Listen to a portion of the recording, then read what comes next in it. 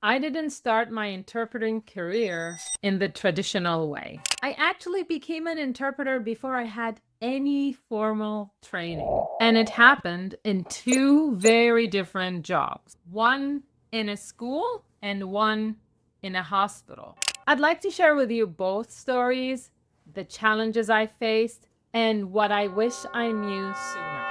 Hello and welcome back to my YouTube channel. My name is Elhan and I'm an interpreter and children's author. Before I dive into my stories, I'd like to know how you became an interpreter. What made you interested in interpreting?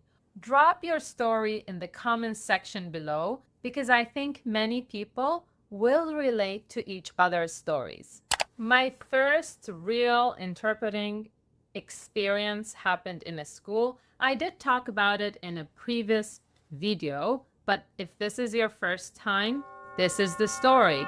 I just knew a few languages. I had a friend who knew I knew a few languages and I loved them and I was a new graduate. So she told me about this job offer. I applied and got it. It was actually mostly translation. But when I got there, I found, oh, there is also interpreting, and it was much more than I expected it to be. I helped in parent-teachers meetings. I was with a team that gave training or provided training to the school, to the administration, and to the teachers. So I was the link between this group of trainers and the school. And whenever anyone from my team needed to communicate with anyone from the school, I had to be present. The biggest challenge for me in this first job was getting my brain to get used to switching from one language to the other as fast as I had to, and also training my short-term memory and note-taking skills all at the same time. Remember, I had zero interpreting training. I had experience in translation at that point, but no interpreting experience. So it all came one after the other. Some of the things that were really helpful was my very supportive team. They were very patient with me. We had a glossary that was specific to that school and that education system.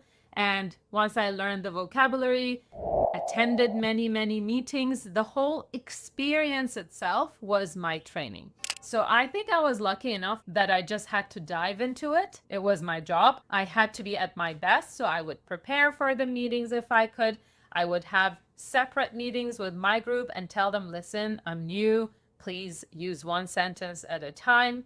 And then I knew I could do that even in the meetings. Towards the end of the school year, I was able for the first time to take notes for a full 2 to 3 minutes, maybe even 5 minutes. I don't remember clearly, but it was much longer than what I was used to. And I had all the notes written. I conveyed them all clearly.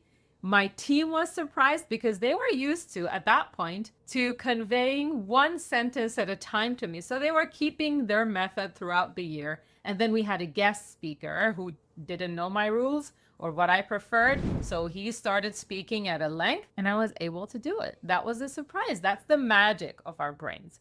So if you're new to this career, do not give up from the first meeting. Oh, the first meeting has to be the worst. If it wasn't for you, you're one of the lucky ones, but it was the worst for me. I don't even like remembering it, but I had to go there to be able to get to where I am today. So that was about my school experience. Now, before moving on to my next experience, the following experience, which was in a hospital, tell me if someone assumed that you, just because you speak two languages or more than one language, you're an interpreter by nature. Have you ever been in that situation? And do you think because you were put in that situation or you found yourself in such situations that you have developed the skills that you need to become an interpreter, or the skills that an interpreter would naturally need? Please share your stories in the comments section below. Now, my next story is when I became a medical interpreter. A few of my students, the students that I had met at Qatar University when I was teaching Arabic for non-native speakers, were from different countries of the world. One or two of them were from Thailand. And when I was there, they knew I was there for an extended stay.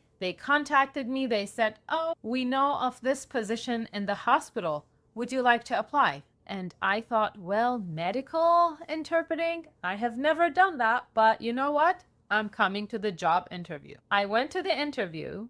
I was very honest with the interviewer, and I told the interviewer I did my science in Arabic. All the scientific terms that have to do with our bodies, the organs, I'm used to them in Arabic. I don't know everything that I know in Arabic in English, but I'm willing to learn. So guess what? She hired me, and I had a notebook with me.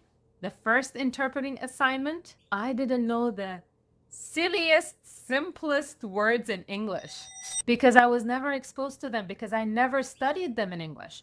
But I would take notes. I would go back to the office. I would take notes. I would research. I would memorize.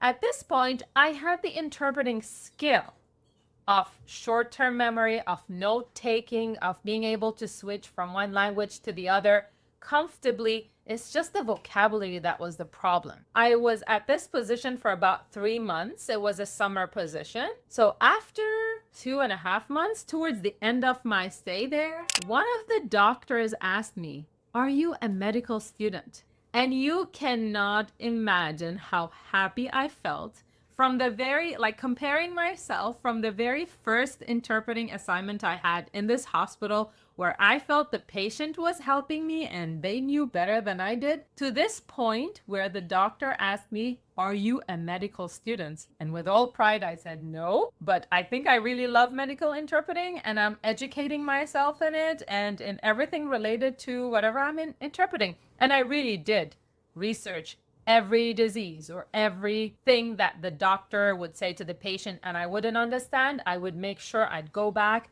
and find out and understand the whole situation rather than just that one terminology. So these were my 2 stories of the 2 very first times I have experienced interpreting.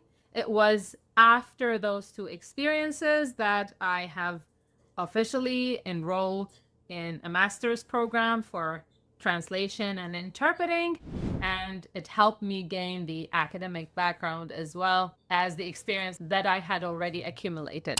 If you're already an interpreter, tell me about your very first 2 experiences of interpreting, maybe even the first one, and then when you shifted to a new field, if you have, how has that been for you? How long ago was that? And once you compare yourself from that moment to this day, what can you tell us about that? What would you like to share with us about that? So looking back at those 2 experiences, I wish that I had done some kind of academic education alongside my experiences as an interpreter. That would have made things a little bit easier, I think. Also, I wish I knew that just because I spoke more than one language, it did not mean that I was equipped to be an interpreter naturally.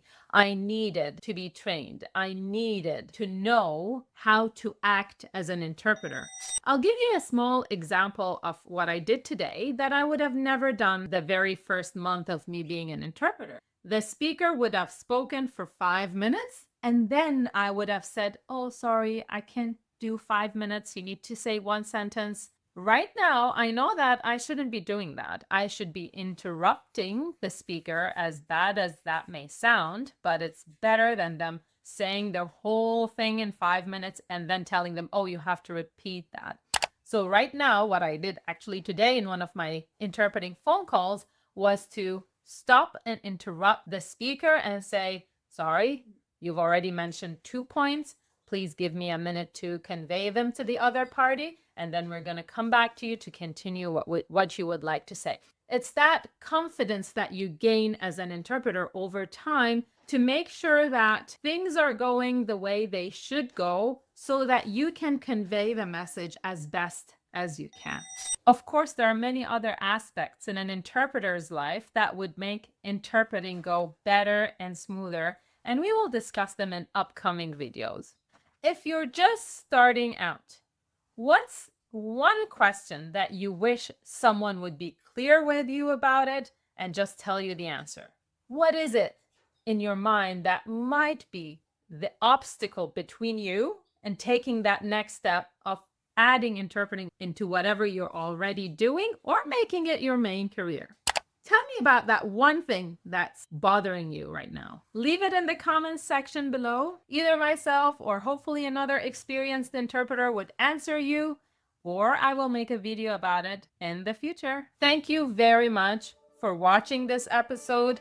Thank you for listening to my stories. If you have any questions, any comments, any suggestions for upcoming videos, please don't hesitate to add them, and have a look at the description below for the devices that I use. Don't forget to like, share, subscribe, and see you next time.